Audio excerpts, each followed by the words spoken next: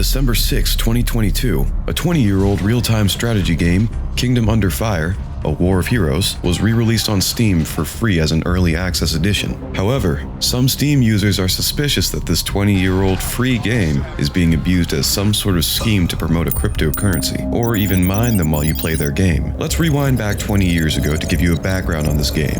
Developed by a Korean game studio named Fantagram, Kingdom Underfire, A War of Heroes, was a mix of real-time strategy and RPG elements, containing both single-player and multiplayer game modes. The game was moderately successful. According to an article dated back to the year 2000, it sold 20,000 units in the States and had 250,000 pre-orders in Korea, a country known for its high interest in the RTS genre. Now, this re-release version is claiming to be a gold version, and here it states that there would be considerable overhaul of the visual assets of the game. What you may find interesting is that the Steam page says the developers are Blueside and a company called Bloom Technology. Blueside was a company that co-developed Kingdom Underfire games, and it closely relates to Fantagram. Bloom Technology, however, is a surprising name. Now remember the name, because we'll get back to that later in the video. A Steam review of the game posted on January 22nd, 2023, entitled "Hijacking a 20-Year-Old RTS for a CryptoBros Scam." This individual appeared to be a connoisseur of retro RPG games. He was glad to see it come onto Steam until he installed and played it. Upon installing the game, he notices some red flags. The first red flag is that the game is in early access even though it was released 20 years ago. The second is that the game is free. The third is that a new program begins to run when he launches it. The program is called Locust Game Chain, and he states it presents exactly zero information on what it is while feverishly sending data off to an unknown server. Then he goes on and discovers that the 20-year-old game is somehow demanding 80% to 100% of his CPU. He does some further research and finds out that several of the positive reviews left for this game are from very new Steam accounts. He claims that one of the accounts seemed to be affiliated with the Locust Game Chain company. He goes on with his commentary on the situation, but now I'm going to talk about what I've learned from my own research and what I believe is going on. From the highest level perspective, the Steam page was clearly made from someone with broken English or using Google Translate.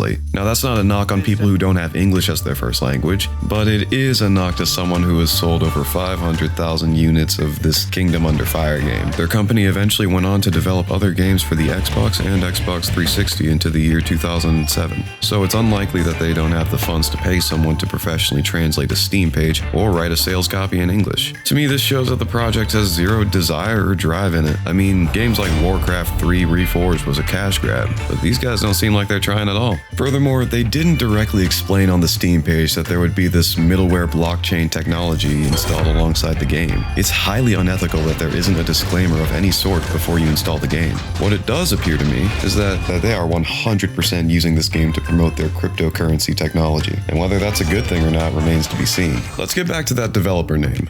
Bloom Technology. Bloom Technology was rebranded from Fantagram Limited, which is the company behind this game. Years later, they began developing their blockchain protocol named Locust Chain in 2017. Their website states that, in 2022, Bloom Technology rolled out Game Chain, Locust Chain's mainnet environment, which can replace central game servers with its blockchain code network. Now, let's try to be neutral. When you read any of these CryptoBros white papers or the descriptions on their blockchain protocols, you get two possibilities as to what their intentions are. A, they have this technology that they genuinely think is going to change the industry or the world, or B, they just want to get filthy rich off of their crypto coin. Let's be the nice guys first and start with A. So after reading more about this game chain and watching their own videos explaining it, there's the optimistic point of view. Disclaimer: the following is #BrobdingBroScience, which is a limited but okay understanding of science and technology. When old games like Kingdom Underfire take down their game servers, it means that players will no longer be able to log in, chat, or find games with other players. But instead of using a central server to chat and find games, they just put all the information, the game results, the game sessions, the messages sent, and they place that onto their own blockchain protocol. So each user who plays a game has a blockchain file stored on their computer. The blockchain file stores all the information that the game server would normally have. And each time someone launches the game, their computer will have to stay in sync with the blockchain by downloading all the data that has happened since the last time the players logged in. It's worthy to note that the game netcode while you're actually playing the game is still peer-to-peer, but instead of using a game server, like a literal computer that stays on 24/7, to find and create game sessions, the game uses their game chain protocol.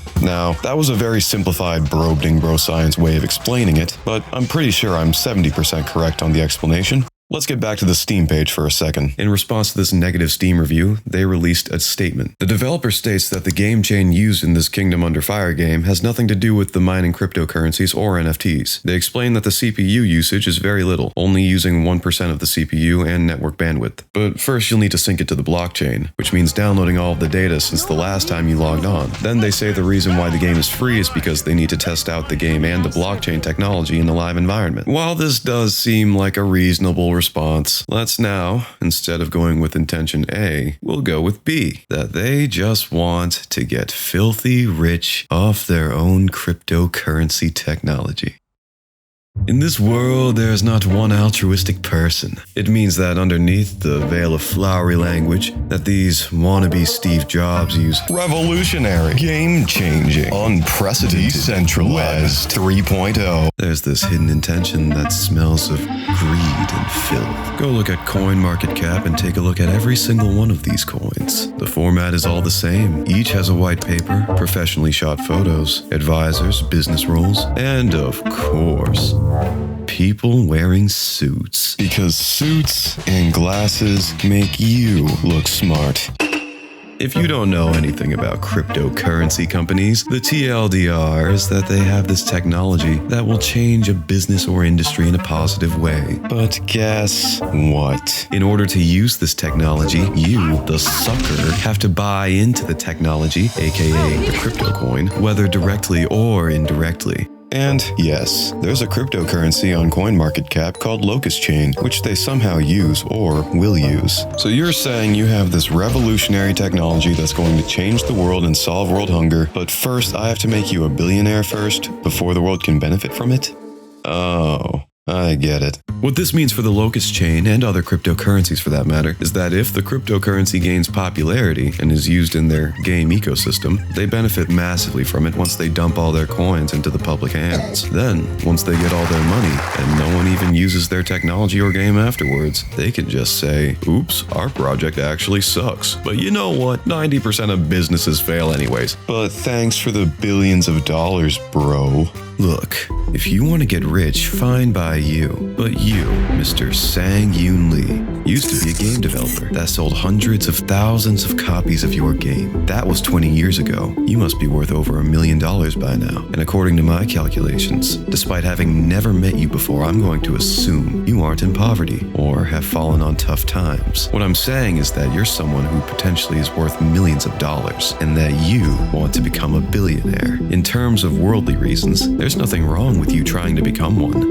But my favorite word of all, but here's the thing. By principle, I want you to fail. I don't care about Web 3.0 or 4.0 or decentralization. Because at the core, the people who surround you in this space 95% of the time have this frenzied feeling that I get from walking past a ravenous heroin addict. You and your crypto bro friends reek of desperation, greed, and sweat stains. You, sir, are like someone who's never had sex for 100,000 days after taking copious amounts of steroids, and the world has ended, and there's only one woman left in the world, and your one job is to repopulate the planet. But she rejects you because she can smell the filth emanating from each pore in your body. She can smell how thirsty you are, and by principle, she won't give it to you. Not only because your mind and body is disgusting, but also your soul is. You might be wondering how any of this has anything to do with the 20-year-old RTS. Well, it has the same relevancy of trying to implement blockchain technologies into a 20-year-old game. In conclusion, you guys can make your own decisions if this company deserves to have any people trying their game after the blockchain technology. But on the principle of preventing CryptoBro having a W in any way, shape, or form, I encourage people not play this game or any future game that uses cryptocurrencies. Sorry, Mr. Sang Yoon Lee. You are a boomer. Your glory days are over, so just stop it, bro. Ride off into the sunset. Your past games weren't even that good, and you were just a trend follower. Because StarCraft Brood War came out 2 years before your game was released. You are not special. Yet, you still built yourself a great life, so just do us all a favor. Quietly bow out and live the rest of your life golfing or something like that. Please like and subscribe and let me know in the comments if this was informative or relevant to your interest.